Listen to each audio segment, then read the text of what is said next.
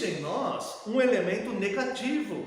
Existe dentro de todos nós um elemento negativo que nós devemos conhecer, saber que ele está instalado em nós desde que nossos pais caíram lá no período da inocência, Adão e Eva, né? Que eles caíram lá, desde aquele dia, mais precisamente desde aquele segundo que eles caíram, tá? Isso aqui sujeitou a humanidade, toda a vaidade sujeitou a humanidade, e isso aqui, que é o terceiro elemento, que é o elemento negativo, ele está instalado em cada um. Então, todos nós devemos ter consciência disso, tá? Que é a cobiça. Então, olha só o que ele vai falar aqui, verso 13, vamos ler aqui do 13 ao 18. Ninguém, ao ser tentado, diga: sou tentado por Deus, porque Deus não pode ser tentado pelo mal, e Ele mesmo a ninguém tenta. Ao contrário, cada um é tentado pela sua própria cobiça, quando esta o atrai e seduz. Então a cobiça, depois de haver concebido, dá à luz o pecado, e o pecado, uma vez consumado, gera morte. Não vos enganeis, meus amados irmãos. Toda boa dádiva e todo dom perfeito são lá do alto, descendo do Pai das luzes, em quem não pode existir variação ou sombra de mudança, pois segundo o seu querer, Ele nos gerou pela palavra da verdade, para que fôssemos como primícias das suas criaturas. Bom, o que ele está dizendo aqui? Primeiro, ele está falando de provação. Então a provação tem dois elementos aqui que nós devemos encontrá-los e buscá-los para que a gente consiga perseverar, que é a alegria e a sabedoria. A alegria nós já vimos aqui que só vamos encontrar quando nós tivermos sabedoria. A sabedoria nós não temos, nós precisamos pedir a Deus e Ele nos concederá, tá? Então são os dois elementos positivos. O terceiro elemento é um elemento negativo, irmãos, é o 10º mandamento aqui, que é a cobiça, certo? E essa cobiça está instalada em cada um de nós. E esta cobiça é ela que vai nos fazer pecar, que vai nos fazer afastar de Deus, que vai nos fazer enfraquecer na fé, esfriar na fé. O que vai fazer isso é a cobiça. Irmãos, quando alguém fala assim, ó, você vê muito em redes sociais, essa multidão de desigrejados, eles falam assim: não, eu sou desigrejado porque a igreja fez não sei o que errado, o pastor fez não sei o que errado, a irmã lá fez não sei o que errado, o irmão fez não sei o que errado. Irmãos, pode ser que eles tenham feito algo errado, mas a pessoa se torna apóstata por decisão pessoal. A coisa mais simples do mundo, mais fácil, é culpar os outros, né? Então quando o marido é responsabilizado por uma coisa, a culpa é da minha mulher, né? A culpa é do meu filho. O filho, a culpa é da minha mãe, a culpa é do meu pai. Certo? A coisa mais simples que tem é responsabilizar no Deus. O que ele está dizendo aqui é que a responsabilidade é pessoal. Então tudo que vai nos fazer afastar de Deus vai ser gerado pela nossa própria cobiça, tá? Então ninguém faz o que não quer. Ninguém faz o que não quer, certo? Assim, a pessoa não deixa de ir no culto, fala: eu queria tanto estar num culto hoje, mas eu não vou não, porque eu frequentei uma igreja uma vez e eu falei bom dia para uma irmã lá e ela não respondeu, então nunca mais eu vou na igreja. Irmãos, essa pessoa não quer ir na igreja, ela não quer cultuar a Deus, é só isso. É que nem Paulo fala assim: Demas, amando o presente século, me abandonou. Então veja que o que faz a pessoa abandonar Deus é a própria cobiça. E essa cobiça ela vai ser alimentada até chegar ao ponto da pessoa pecar. E não só na apostasia, em todo pecado, tá? Então ele vai dizer aqui, tá? Ninguém ao ser tentado diga: sou tentado por Deus, porque Deus não pode ser tentado pelo mal. Deus não pode ser tentado pelo mal. Este aqui é uma afirmação da união hipostática. Sabe o que os irmãos lembram, né? As duas naturezas de Cristo. Então, Cristo não era somente um homem, como as pessoas falam, tá? Mas esse versículo, ele refuta aqueles que dizem que Cristo, por ser Deus, então ele veio aqui, não sentiu dor nenhuma, ele cumpriu, ele tirou de letra tudo aquilo. Tem pessoas que falam isso, né? Isso não é verdade, porque se ele tivesse nessa condição somente divina e não na condição humana, ele não poderia ser tentado pelo diabo como ele foi tentado no deserto. Porque Deus não pode ser tentado pelo mal. Então Cristo, ele foi tentado, tá? Ele tinha a natureza divina? Tinha, mas ele foi tentado porque ele tinha também a natureza humana, que é 100%. A sua natureza humana é que foi tentada pelo diabo. Sentiu fome, o diabo tentou fazer com que ele tentar fazer pela ganância, né? Pela avareza. Olha, te dou um reino do mundo inteiro e tal, né? Tá? Isso aqui. E Deus a ninguém tenta. Então, quando vem as tentações, não é como a aprovação. Aprovação, Deus envia a aprovação. E aquele que for aprovado recebe a coroa da justiça. A tentação, Deus não envia a tentação à pessoa.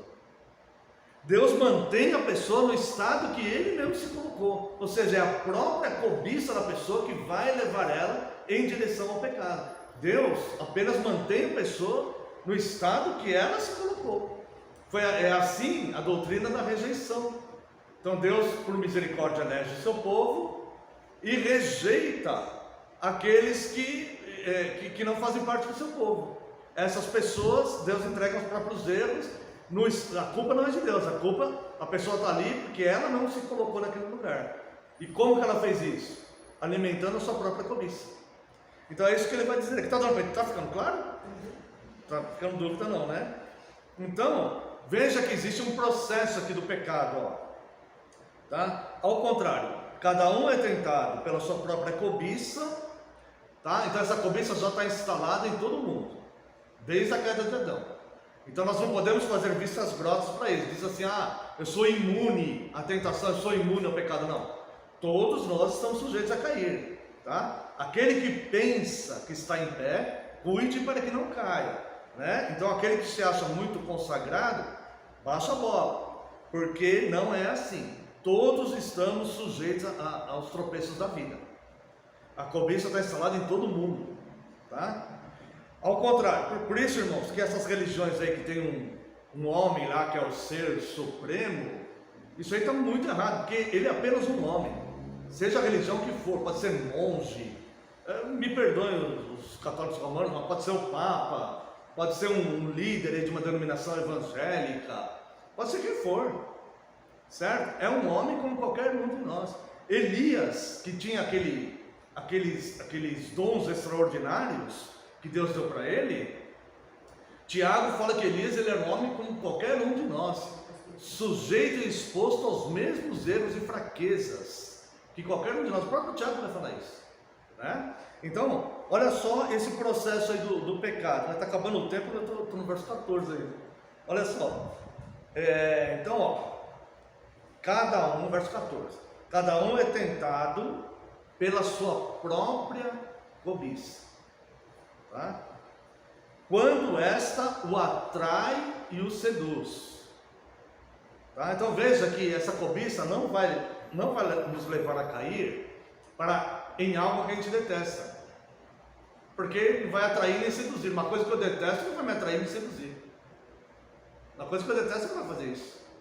Então a pessoa vai cair em algo que ela está sujeita ali a sentir algum tipo de atração e sedução por aquilo, tá? Então pode ser uma gula, pode ser um desejo de ficar rico tão grande que ele acaba agindo de forma ilícita, né? Abandona Deus por isso. Pode ser pecados de ordem sexual, pode ser qualquer pecado, qualquer um deles, tá? Então aqui, né?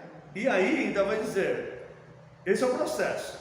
Somos tentados pela nossa própria cobiça, a cobiça atrai e seduz, então a cobiça, depois de haver concebido, dá à luz o pecado, tá?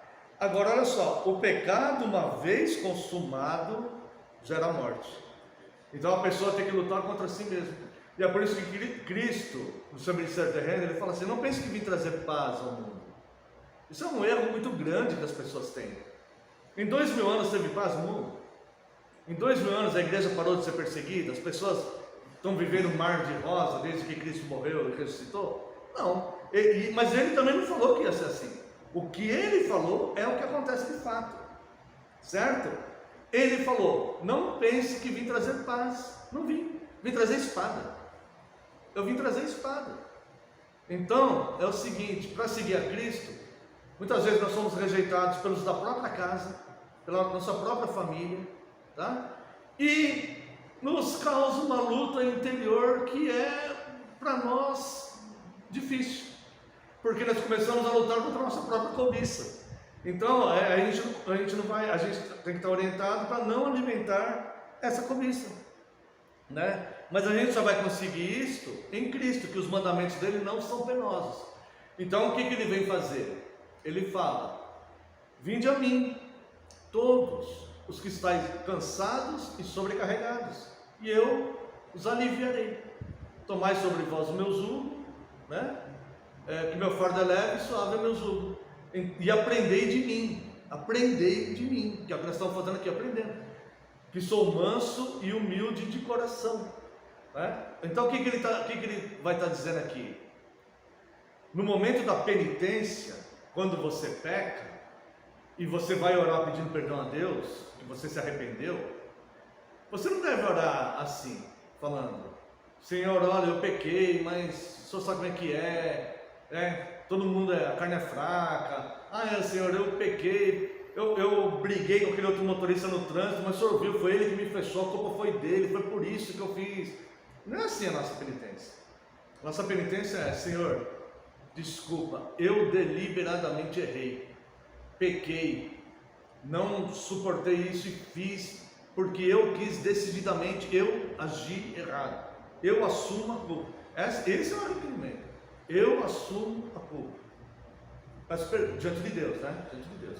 Eu assumo a culpa, peço perdão ao Senhor, porque eu fiz isso. E estou muito triste com isso. Então eu peço que o Senhor me perdoe e me ajude a não fazer mais isso, tá? E aí vai falando, né? Não vos enganeis, amados irmãos. Aqui vem o contraste disso. Olha como Deus é bom, né? E a gente não está desamparado, irmãos. Nessa miséria espiritual que o homem caiu quando pecou lá no Éden, né? E que nós herdamos, nós não ficamos desamparados. Deus continua cuidando de nós assim mesmo.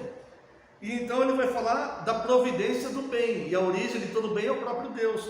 E ele vai falar: não vos enganeis, meus amados irmãos. Toda boa dádiva e todo dom perfeito são lá do alto, descendo do Pai das luzes, em quem não pode existir variação ou sombra de mudança. Pois segundo o seu querer, Ele nos gerou pela palavra da verdade, para que fôssemos como primícias das suas criaturas. Então o que nós entendemos disso? Em nós está instalada a cobiça, certo? Eu preciso de alegria e de sabedoria. No entanto, está instalado em mim a cobiça, que vai, em algum momento da minha vida, vai me atrair por alguma coisa, vai me seduzir por alguma coisa, e se alimentar aquilo, vai gerar o pecado, e se consumar o pecado, vai gerar a morte. Então vai ser o efeito dominó. Em algum momento da minha vida, essa cobiça ela vai me tentar, certo? Só que aí o que ele está falando?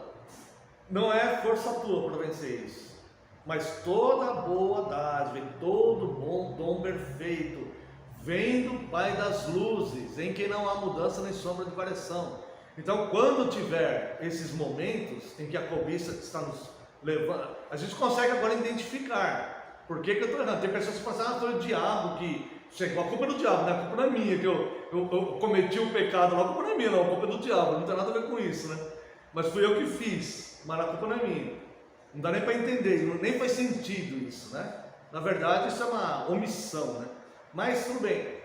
Então o que eu vou entender? Eu vou entender que a minha cobiça está me tentando. Minha cobiça está me tentando. E eu não vou ter força com isso não, porque isso vem lá do Éden.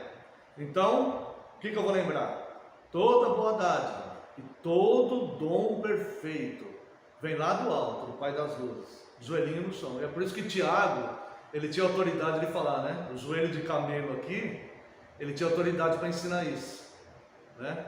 Então é hora de joelhinho no chão: Senhor, estou sendo tentado com relação a isso, me dê forças, me ajude, leitura bíblica e lutar por isso, e não deixar, né, que esse pecado chegue nesse ponto. O pecado, uma vez consumado, gera morte. Então, toda boa dádiva, todo dom perfeito são lá do alto, descendo do Pai das luzes. Agora olha só, o Antigo Testamento era o mesmo Deus. Em Deus não pode existir variação ou sombra de mudança. O conceito de Deus vem lá do Antigo Testamento, tá? Pois segundo o seu querer, Ele nos gerou segundo a sua palavra. E agora, irmãos, eu vou apenas ler aqui do 19 ao 27, tá? Para a gente terminar e fazer algum comentário aqui, rapidinho. A prática da palavra de Deus. Então Tiago vai falar aqui algumas orientações práticas para nós, tá? A própria leitura aqui já vai nos ensinar, tá? Ó, sabeis estas, lembra do contexto todo, né? Provação, tentação, alegria, sabedoria, nossa cobiça e todo dom, tudo que é bom procede de Deus. Todo bem procede de Deus, como dizem as nossas confissões. Todo bem procede de Deus. Agora vem aqui, ó. Sabeis estas coisas, meus amados irmãos. Todo homem, pois, seja pronto para ouvir, tardio para falar, tardio para se irar, porque a ira do homem não produz a justiça de Deus. Portanto, despojando-vos é tirando de você, né? Se despindo disso, tá? Como quem está tirando uma roupa, tá? Portanto, despojando-vos de toda impureza e acúmulo de maldade, acolhei com mansidão a palavra em vós implantada, a qual é poderosa para salvar a vossa alma. O que ele está falando? Não resista, essa palavra está sendo implantada em você. Lembra aqui o verso 18? Pois segundo o seu querer, Ele nos gerou pela palavra da verdade, para que fôssemos como primícias das suas criaturas. Essa palavra que está sendo implantada, essa palavra da verdade, é com o objetivo de salvar você. Se você ficar resistindo, você não vai perseverar, você não vai ser salvo, você não vai ser aprovado. Está dando para entender? Ele está ensinando esse processo aqui. Não é braço de ferro com Deus. Quem faz braço de ferro com Deus é o pior é o mais infeliz de todos. Fazer braço de ferro com Deus é a maior loucura que pode existir. Então aqui está dizendo, portanto, verso 21, despojando-vos de toda impureza e acúmulo de maldade, acolhei com mansidão, não resista, a palavra em vós implantada, a qual é poderosa para salvar a vossa alma. Tá? Então todos nós temos cobiça, todos nós temos pecado, podemos não ter os mesmos pecados, mas todos nós estamos no mesmo barco. E se essa palavra está sendo implantada em nós, glorifica a Deus. Obrigado, Senhor. Obrigado, porque o Senhor está me salvando. Ele veio buscar e salvar o perdido. Ele é o verbo, ele é a palavra. Ele está fazendo isso agora, nos buscando e nos salvando. Ele está fazendo isso agora. Tornai-vos, pois, praticantes da palavra e não somente ouvintes, enganando-vos a vós mesmos. Não está enganando o pastor, a igreja, muito menos Deus. Está enganando ele próprio. A pessoa que vai enganar a si próprio. Então, o Evangelho é para você receber com mansidão, não resistir a ele. Deixa ele entrar em você, porque ele vai te transformar e vai te salvar, assim como faz comigo, vai fazer comigo. E ainda está fazendo, né? Porque se alguém é ouvinte da palavra e não praticante, assemelha-se ao homem que contempla no espelho o seu rosto natural, pois a si mesmo se contempla e se retira, e para logo se esquece de como era a sua aparência. Quantas pessoas vão num culto ali, está ali, mas não está prestando atenção em nada, não está envolvida, não está adorando a Deus, não está nada. Ela sai do culto, se ela encontrar uma pessoa ali na esquina, a pessoa fala que já não lembra mais. É como o homem que estava diante do espelho, né? Então nós precisamos, deixa a palavra entrar, deixa Deus cumprir os objetivos dele, que o objetivo dele é nos salvar, é salvar e buscar o perdido. Deixa ele agir. Nós não devemos fazer a função de Deus, e muito menos, não somos nós que salvamos os outros. Então Deus vai agir dentro de cada um de nós, tá? E muito menos resistir a Deus, braço de ferro com Deus, como eu falei, tá?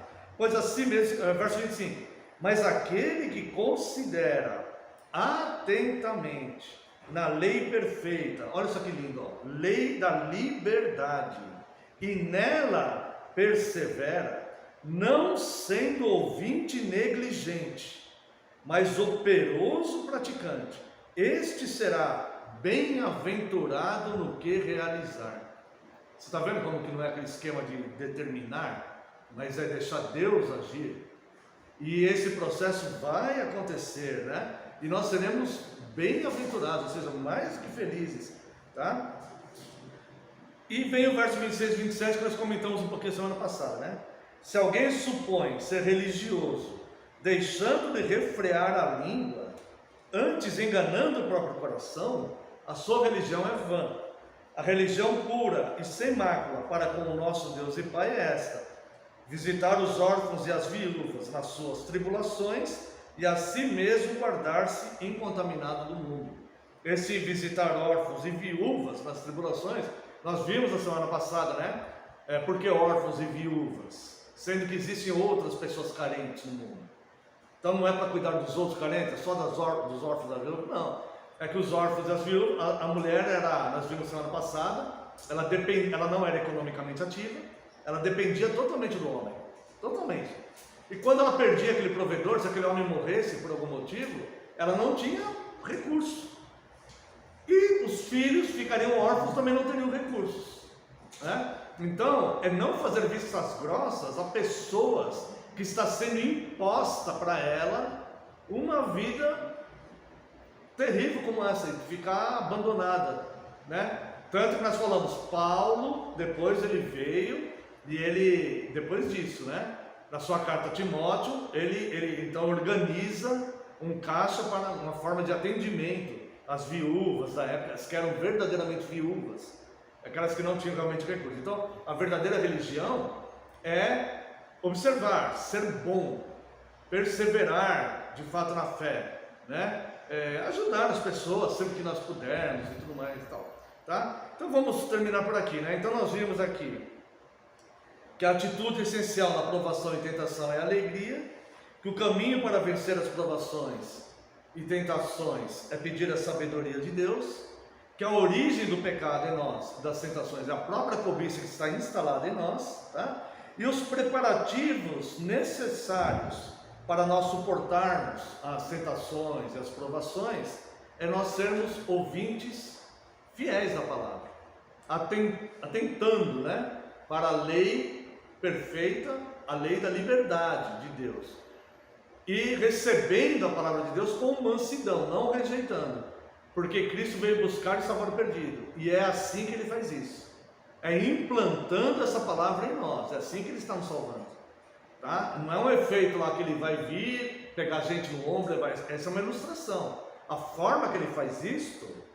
é implantando essa palavra em nós, essa palavra então entrando em nós, é Cristo nos salvando, tá? Em todo aquele que, desde que Cristo cumpriu sua obra de redenção na cruz e ressuscitou, todo aquele que recebeu com mansidão essa palavra foi salvo, porque é assim que Cristo veio buscar e salvar o perdido. Amém? Que Deus abençoe. Pode tirar, se tiver alguma pergunta, vamos fazer